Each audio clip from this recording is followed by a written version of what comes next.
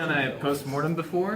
I've never made a game before until now, so I apologize in advance. This is going to be very off the cuff. I'm going to try to kind of speed through these slides real quick, just kind of give you a glimpse of what we're doing, and then hopefully leave most of it up to Q&A, because I'm sure whatever questions you guys have to ask are better than whatever I have to provide with whatever put together. So me and another guy, Joseph Borghetti, we met on a forum about 5 years ago, and he hit me up and he was like, hey, I was thinking about working on a game, I've seen your art, whatever, and I'd just been doing freelance illustration, and he was like, would you like to work on a game together? And so eventually we got together and started our first project, our only project. At Risky Lab is our Twitter handle. You can email us any other questions. I think we're going to put together a more like complete postmortem and put it on a blog post, so it'll be a little more in depth. So for some reason my name's not here. It was here, but that's where I am. Obviously, Joe is over there. He lives near Boston. We have been working on this game for a long time, and we have never met. We're on video calls and stuff all the time, but as far as it goes, like, I've never, like, I really need to go meet him. Okay, so just to fire this off, two guys that have never made a game and never met probably shouldn't make a game like Warbits. It was a stupid idea. Not saying that it didn't work out for us. It did, sort of.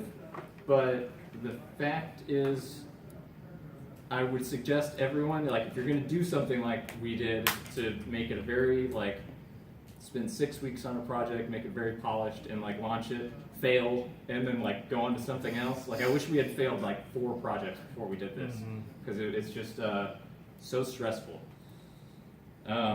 So Warbits is a turn-based strategy. It's got a 20-mission story-driven campaign, online and local multiplayer. It's built in Objective-C, Cocos 2D, which kind of shows its age. Nobody uses that. Universal iOS, so just iPad, iPhones, and then we released it 3 weeks ago on April 14th. A little note: we originally had planned on just doing a online only experience, so like,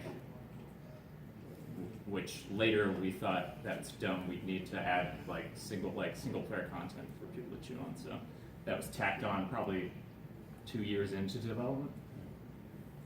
So speaking of 2 years into development, that was halfway. We started in 2012. I think 2 years of that was learning how to make a game in the first place. It started off very messy. We were just figuring out how to get our pipeline going. It was a huge challenge, but once we hit a point where everything got very streamlined, and so we're extremely good at working with each other now, even though we're in we're like 2,000 miles apart. But we're at a point where we can just work very quickly. This is what Warbits looked like in 2012. It's kind of interesting because like the trees didn't change much, and the grass is exactly the same. But other than that, like I've redone every asset there is like 3 or 4 times. This is what Warbits looks like now. It's based on Advanced Wars, if you guys are familiar with that. That's a Nintendo staple for Game Boy games. We just wanted to bring the love and care that it deserved to a modern platform, since they won't seem to do it for us. You know? and then it's been 4 years on it, and we're like, they're going to drop it at any moment. We got to do this. So that was fun, and also very stressful. About 45,000 lines of code. I'm the art side, so I do not know what that means. I just say that would be a sizable mobile project, but it's no Call of Duty or something. But, somewhere in between. So it just gives you maybe you guys understand what that is. 4,125 individual art assets. I do know what that means. This is what it looks like. That's every single art asset, all just placed in a square, all the sprite sheets and everything. Oh, okay, it's all the sprite sheets. I was like, how am I gonna? Yep, just put it all right there. And like that's not including, you know, different resolution files and everything. Those are each individually drawn in some way. I did everything using Adobe Illustrator and some Photoshop. So these are the commits over 4 years to our Bitbucket. I don't mess with this a whole lot, but this is mostly a graph of our productivity, just to show that, you know, we spent 4 years on it, and we actually spent 4 years on it. We both have full-time jobs, but we come home and work on Warbits. We never flatlined for, you know, 3 months or anything like that. Productivity rose and fell, you know. Joe had a kid, I bought a house. Joe had another kid, you know, like I had a kid. Like, there's a lot that happened in 4 years. So the tools we used mostly, other than, you know, like Adobe Illustrator and stuff like that, Google Hangouts was integral. We are texting each other constantly. I probably talk to him more than I talk to my wife. I'm sure he talks to me more than he talks to his wife. Dropbox, there's probably a better solution for you guys, but we lean on it. It works very well. We used Apple's TestFlight for our beta program. It has really grown in the last few years, so it's actually useful now. Slack, which we used, we set up a Slack channel for our beta testers, so anybody that was invited to the beta just got an email to be invited to the Slack. Not everyone joined, but the people that did join and like stuck with it were so helpful. Like amazing people. We got so many like just connections through that. You know, as people that are actually in the industry and know what they're doing, and we don't. And so they'd reach out to us, and they really mentored us through a lot of our development. And then Trello, which is like an organization platform, is I feel like it's built for probably smaller projects than what we did, but it's very good at moving around things very quickly. So if you don't need like this huge, you know, bulleted list of all this crazy stuff, like Trello is a very good whiteboard to kind of lay out what you need to do visually, like at that moment. So we used that. So that's how much we spent over the 4 years of development. I feel like it's pretty lean. We kept our full-time jobs, so we were able to spend money on these things right here. So most of it was for freelancers, sound and music, a lot of help with the announcement trailers, lots of 3D effects that I had never messed with before. So you know, that was a lot of helpful. That was very helpful.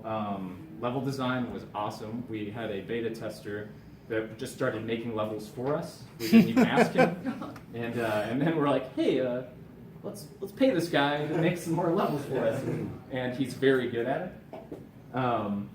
We ran into a few snags, so as you can see, our back-end programming unused. That really hurt. That's like, is that more than 50% of our? Yeah, like it was just we had a falling out. Like he just kind of ditched us, you know. So it was just a whole thing we couldn't use. Map editor, not such a big deal, but that would have been cool. But that fell through. Apple developer license, that's just $99 you gotta do every year, and Dropbox Pro, which is worth every penny, to us at least. So the launch, we did a worldwide release. We launched at April 13th. We had announced that we would do the 14th, but we got impatient, and we heard that there's a propagation, so before you actually find it in the App Store, it has to propagate for a while, and we thought it was like maybe a couple hours or something like that. Ours ended up being about 6 hours. I'm not sure if that's normal or not, but it was super stressful because Apple refreshes their front store page, so anything that's being featured happens sometime on Thursday, and so we're like, are we gonna make it or not? So that was a huge, like, just a question that was hovering over our head the whole time.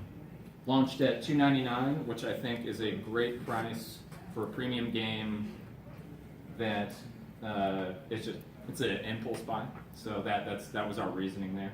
And 99 cents is very, you're going to get a lot of people, but you're going to get a lot of bad people as well. You know, like people that may not actually be interested in your game at all will download it and then leave you a bad review just because it was 99 cents or whatever.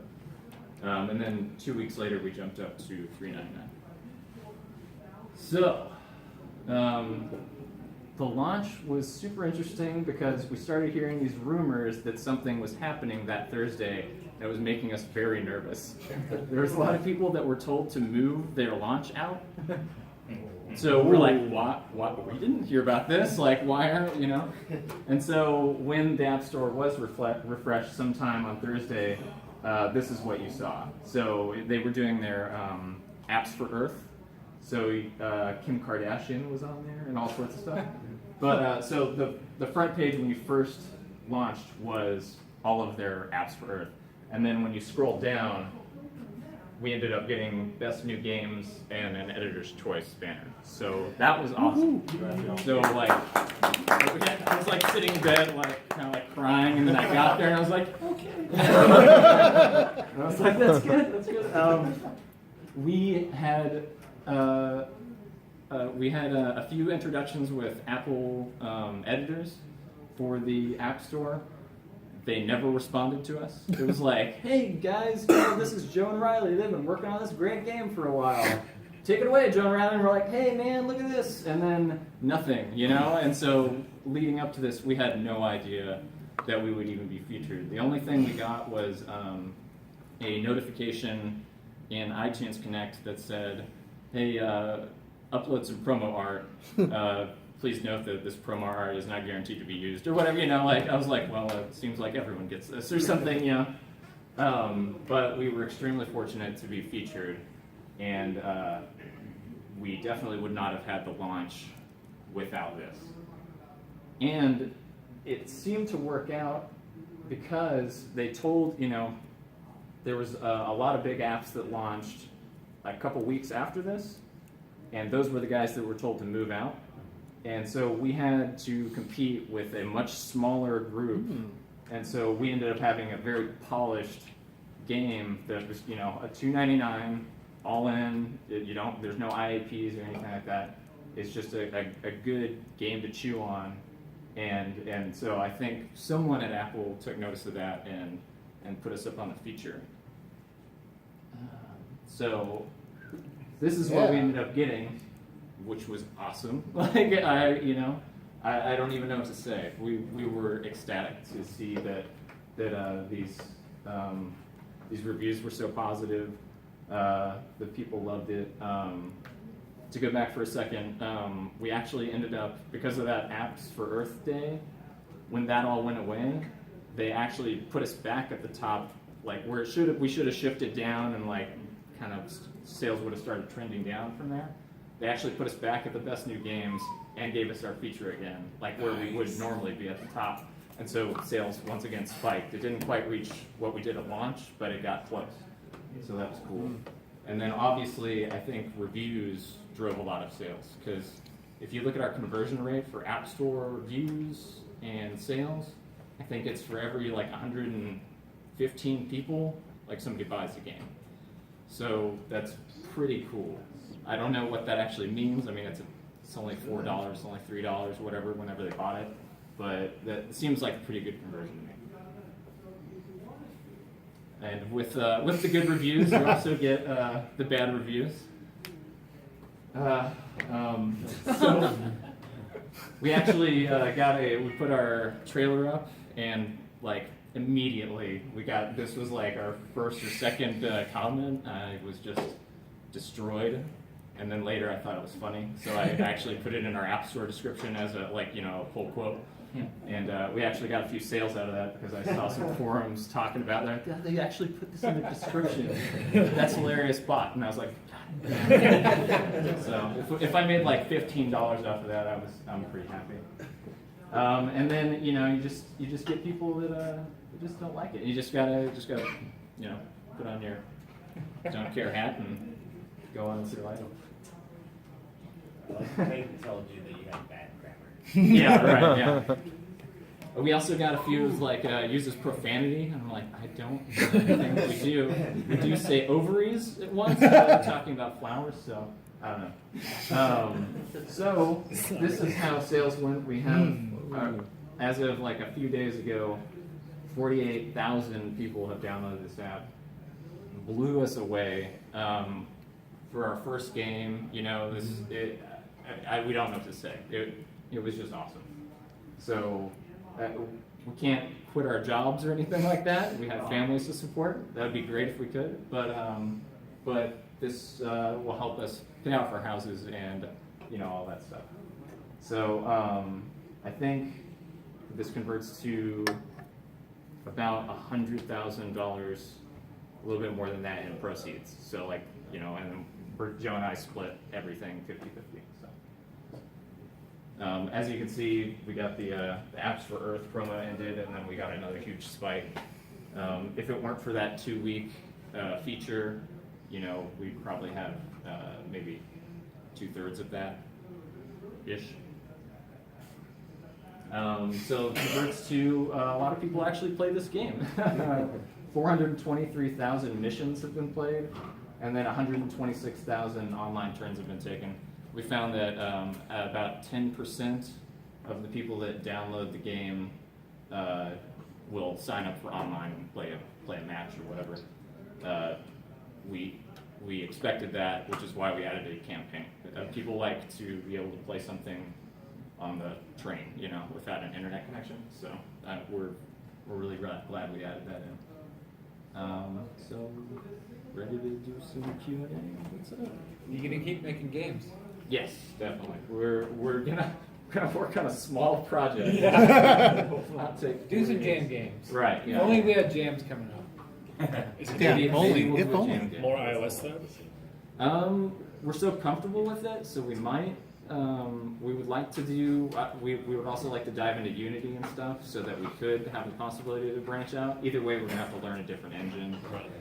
So that's just gonna happen. We'll see where it goes. So I'll ask the inevitable question is, have you looked into porting it? Like, it sounded like it might need a total rewrite. Yes. So that's where we are with that.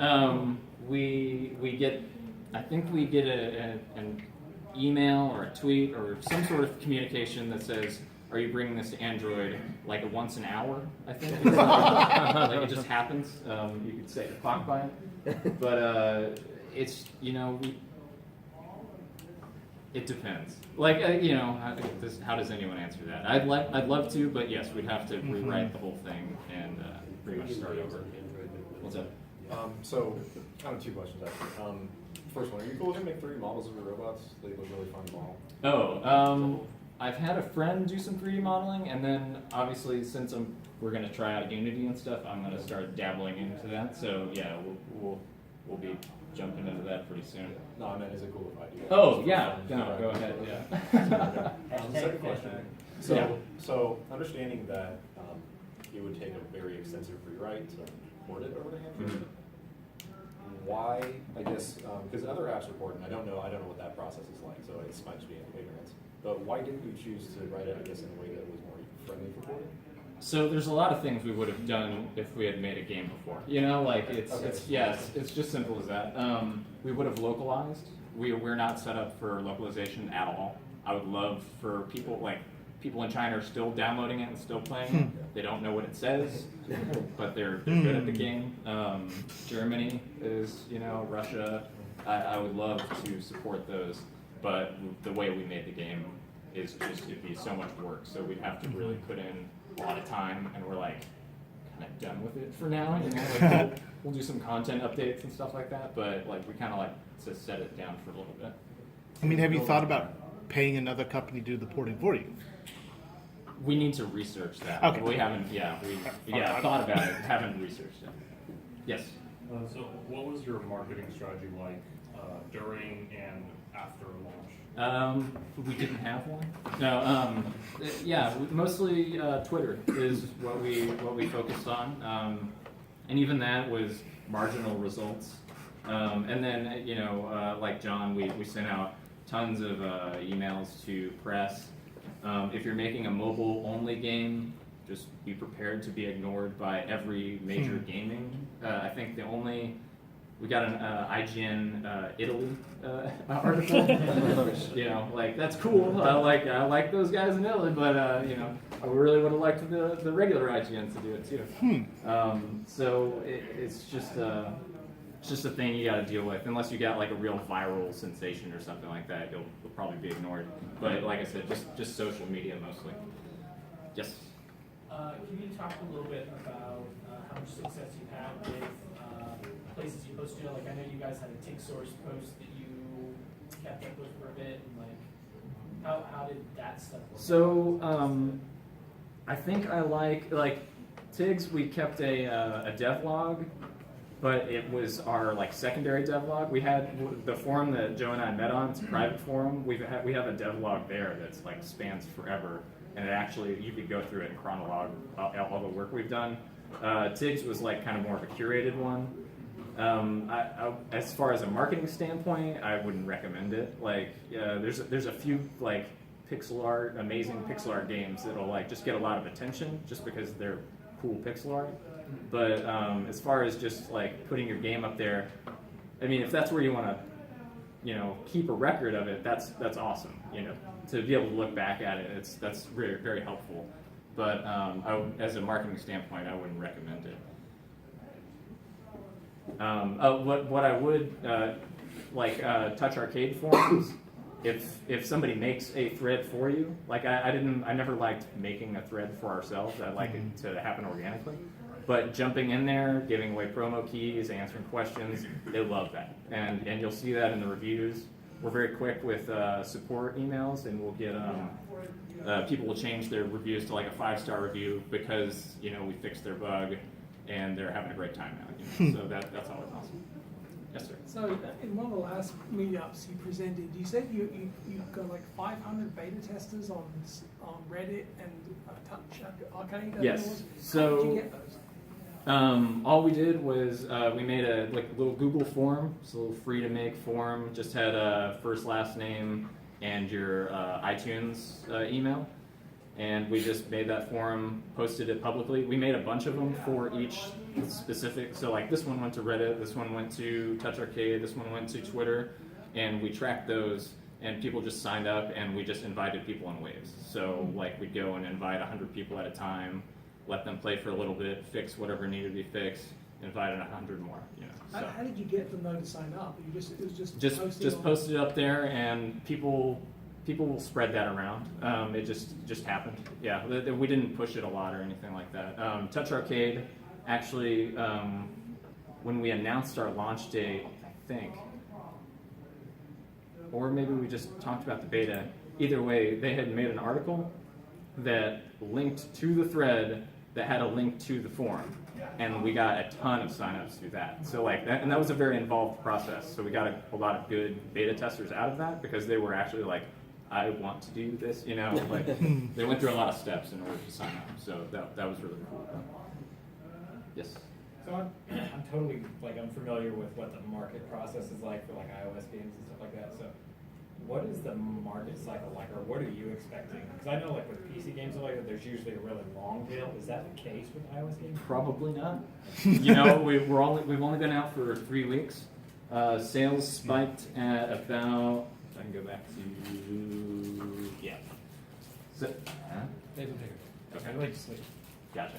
So at our most, it was like 5.2 thousand units a day. And then like where we're at now, we're hovering around 200 sales a day, but we're also featured in a few spots in the App Store. So like being featured, getting that editor's choice is huge because they'll pull you for other little, groups of games and stuff. So if you can just stay featured in the App Store, just in random places, I think we'll hover around there. But like right now, I think we have a big banner on, like if you go to the strategy section, like we're there right now, which not a lot of people will go that far into it, but it's enough to keep the sales flowing. Once that goes away, you know, we'll probably dip into hundreds and, you know, maybe 50s a day, stuff like that. So, yeah. So I hear you got emailed by a plumber. Oh, Yeah. yeah. Earlier this morning, we got an email from Nintendo, and it's from a guy in developer relations asking. At first, I was like, "Well, they're suing us" or something. But no, he asked what our possibilities are of bringing Warbits to a Nintendo console, which is awesome. Yeah. So maybe that, you know, cross-platform thing, we'll talk about that. So, Yeah. but yeah, that like my heart was like, oh, that was pretty nice. Yeah, It's just a trick. So having made a decent chunk off of sales now, right? Are you looking at then taking that and putting that into some kind of paid marketing system or scheme or something? For a game like this, I really don't think any kind of like ad placement or anything like that. Like you'd have to spend so much money in order to get your money back out of it, and we're not a free-to-play game. I don't think it's worth it for apps in our situation. I think mostly we get our sales from word of mouth and people browsing like through search optimization just on the App Store. But from what I understand and what we've researched, ads really don't do a whole lot for you if you're a mobile game. Yeah. So no. Anybody else? Yeah, what was, you may have said this before, but your lead time between emailing contacts at Apple and then actually releasing it to the store? So, let's see, we set this up, we probably emailed them when we decided on a launch date, before we had announced it. So it was probably like 3.5 months in advance. Okay. So we had the introduction, told them all the stuff, you know, sent them our press kit, email. Like we like to keep all of our emails a very like too long didn't read, you know, kind of up at the top, and then like after that it's like okay, you know, all the other junk. But so we did that, and then about 2 weeks before our launch, we followed up with another email. Just like it's like praying. You just send out another email, and like hopefully somebody read it. We don't know who or whatever, and it ended up working out. But Okay. yeah. Yep. I don't know. You know. One thing John mentioned is when you make these contacts, it's very important. Like we did have a lot of success for emailing people that we had already emailed before, and if they responded to you, like I actually responded to an email that was 2 years old. You know, they're like, "Great, let us know when it's out," and I was like, "It's out," you know, like 2 years later, and then he like got a response and like started writing up an article and stuff, and I was like, but yeah, it was really funny. So I mean, like they're more likely to pay attention to a threaded email. They're like, "Oh, I've already, you know, started this conversation." Little did he know it was 2 years. You know? Yeah. So, yes. When you said you did your introduction stuff, was that through somebody, or were you like kind of cold emailing Apple to try and get this stuff out? Because you mentioned like, you know, you kind of offhandedly like, "Oh, here's such and such, you guys take it away," sort of thing. Yeah, so that was like we had met some people that gave us introductions. They had introduced us to actual Apple employees, and so that's how that went. It was just a handoff pretty much. So we about out of time or I got more. You can take them. yeah. What's one thing you would have done differently? Everything. Yeah. If I could cut off the 2 years of learning what we were doing, you know, like things would have just flown. It would have been great. We wouldn't have done it in Cocos 2D. You know, we would have done it. We've localized. What else? Our back end is Parse. I don't know if that's funny to anybody, but yeah, Parse is shutting down. So we have to figure out what we're going to do from there. It's just a lot of the growing pains is what it was. It was all learning. So, but I mean, we can attribute the success, you know, to just make an extremely polished game. We just worked on it for so long.